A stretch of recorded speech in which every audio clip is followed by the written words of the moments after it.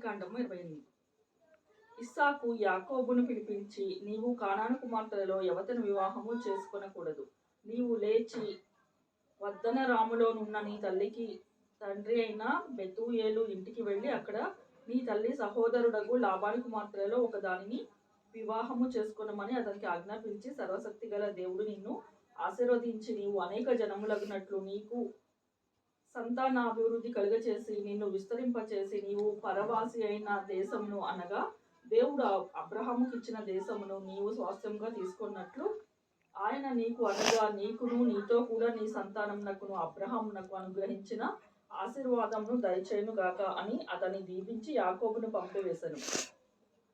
అతడు వద్దనరాములోనున్న సిరియావాడగు బెతూయేలు కుమారుడను యాకోబు యాసవుల తల్లియగు రిబ్కా సహోదరుడైన లబాను నొద్దకు వెళ్ళెను. ఇస్సాకు యాకోబును దీవించి వద్దనరాములో పెండ్లి చేసుకొని వచ్చుటకే అతని నక్కడికి పంపెనని అతని దీవించినప్పుడు, నీవు కానాను దేశపు కుమార్తెలలో ఎవరిని పెండ్లు చేసుకొని వద్దనని అతనికి ఆజ్ఞాపించబడిననియు యాకోబు తన తల్లిదండ్రుల మాట విని వద్దనరామునకు వెళ్ళిపోయినని ఏసావు తెలుసుకున్నప్పుడు, అదిగాక కానాను కుమార్తెలు తన తండ్రి అయిన ఇస్సాకును ఇష్టురాండ్రు కారని ఏసావునకు తెలిసినప్పుడు, ఏసావు ఇస్మాయేలు నొద్దకు వెళ్ళి తనకున్న భార్యలు గాక అబ్రహాము కుమారుడైన ఇస్మాయేలు కుమార్తెయు నెబూయేతు సహోదరి అయిన మహాలాతును కూడా పెళ్లి చేసుకునేను.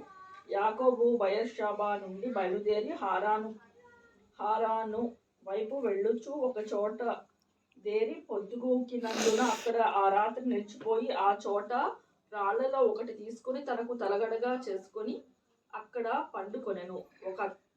అప్పుడతను ఒక కల కనెను. అందులో ఒక నిచ్చెన భూమి మీద నిలువబడి ఉండెను. దాని కొన ఆకాశమునంటెను. దాని మీద దేవుని దూతలు ఎక్కుచూ దిగుచుండిరి.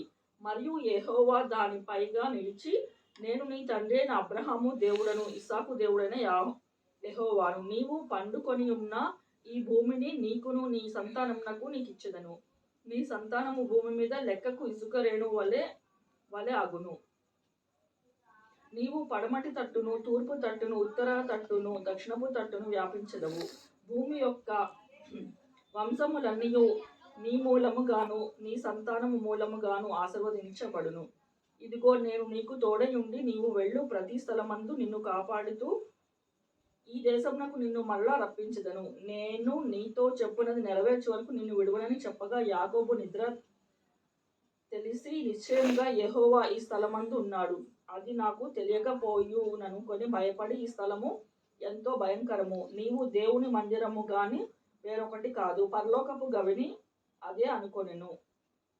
తెల్లవారినప్పుడు యాకోబు లేచి తాను తలగడగా చేసుకొనిన రాయి తీసి దాని స్తంభముగా నిలిపి దాని కొన మీద నూనె పోసెను. మరియు అతడు స్థలమందు బేతేలును పేరు పెట్టెను. అయితే మొదట ఆ ఊరి పేరు లూజు. అప్పుడు యాకోబు, నేను తిరిగి నా తండ్రి ఇంటికి క్షేమముగా వచ్చినట్లు దేవుడు నాకు తోడై ఉండి నేను వెళ్ళుచున్న ఈ మార్గములో నన్ను కాపాడి తినుటకు ఆహారమును ధరించుటకు వస్త్రములను నాకు దయచేసిన ఎడల యెహోవా నాకు దేవుడై ఉండును. మరియు స్తంభముగా నేను నిలిపిన ఈ రాయి దేవుని మందిరం అగును. మరియు నీవు నాకిచ్చు యావత్తులో 10వ వంతు నిశ్చయముగా నీకు చెల్లించుదనని మొక్కుకొనెను.